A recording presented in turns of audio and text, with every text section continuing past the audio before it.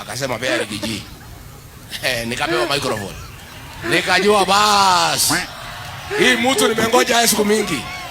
Nikajua hii mtu nimengoja siku mingi. Nikamwambia wewe Kasongo, wewe ni muongo. Akachukua chupa ya maji akameza. Si ndio? Nikamwambia Kasongo, umezoea kutukana Wakikuyu ukienda kwa Wajaluo.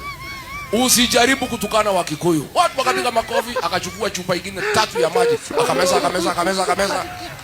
Kabla nimalizane na yeye chupa 17 na ngapi? 16 bottles. Iko kwa mwili ya Kasongo.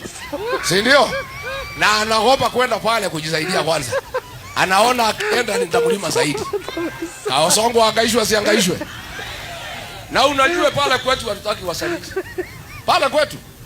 Sasa akapanga ati mtu ya kuniita ni mjumbe ambaye ni msaliti. Alijaribu kuniita, wananchi wakamwambia kwenda, huwezi ita Rigiji. Wewe ni msaliti? Msaliti. Kasongo akasema tufanye nini? Labda iwe Tangula ita Rigiji. Nikasema hapana. Iwe Tangula ndio msaliti zaidi. Ameharibu bunge, amekuwa youth winger ya UDA. Ile bunge ya kitaifa ameikosesha heshima. Kwa sababu ni youth winger ya UDA. Sasa Kasongo akatumana, uliza Rigiji ataitwa na nani? Aitwe na Kidiki. Nikasema hapana. Siwezi itwa na Soprano. Hata sauti ya kuniita ana. Si ndio?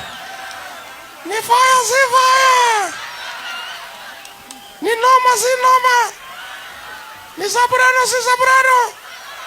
Rigiji anaweza itwa na mtu kama hiyo? Nikasema niitwe na gavana. Sasa gavana akaniita, ni mtu yetu.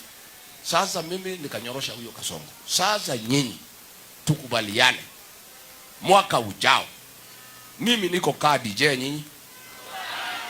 Mimi niko kaa DJ nyinyi Wakamba.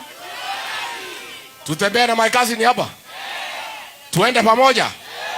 Tutafute serikali. Mimi nataka kuhakikishia nyinyi hapa my cousins. Tukienda na Kalonzo na nyinyi mshikilie. Tutarudi nyumbani na heshima.